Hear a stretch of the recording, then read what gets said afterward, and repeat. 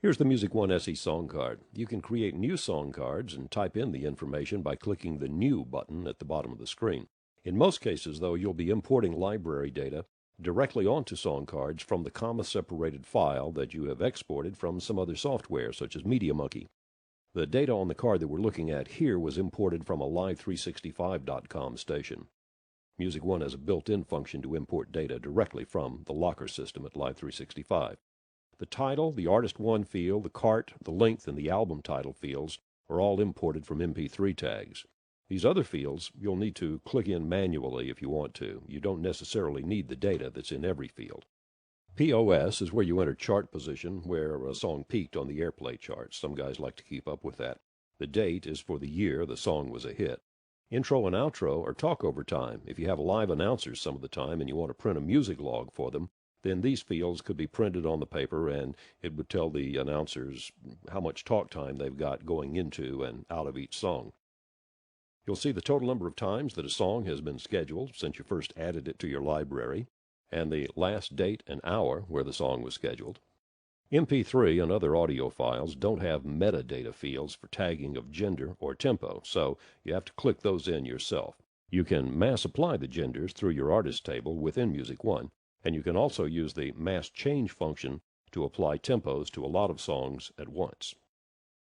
Sound codes are user-defined. There's another video where I talk about how to use sound codes.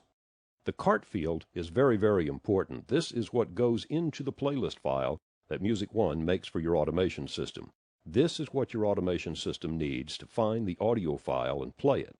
Professional automation systems usually have a 6 or an 8-digit track number in this field. Most webcasting systems use the full drive path file name. Like I said, this song is from Live365's locker, so it has the file name that was imported from the Live365 locker. Now, the file field is for Music One's own internal auditioning player. Click the play button and you'll hear the song. In many cases, the file field data will be exactly the same as what you have in the cart field.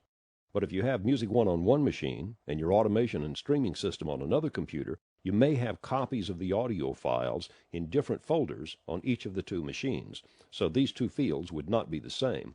Or you might not have the audio files on the computer where you use Music One to do your scheduling.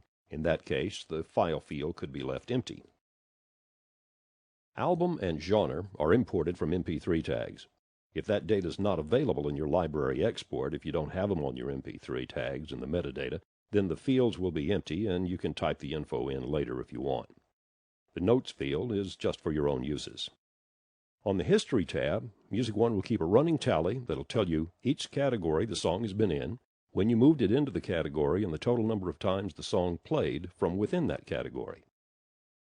The Rotation tab is a grid that shows you every hour where a song has been scheduled over a 2-week span of time.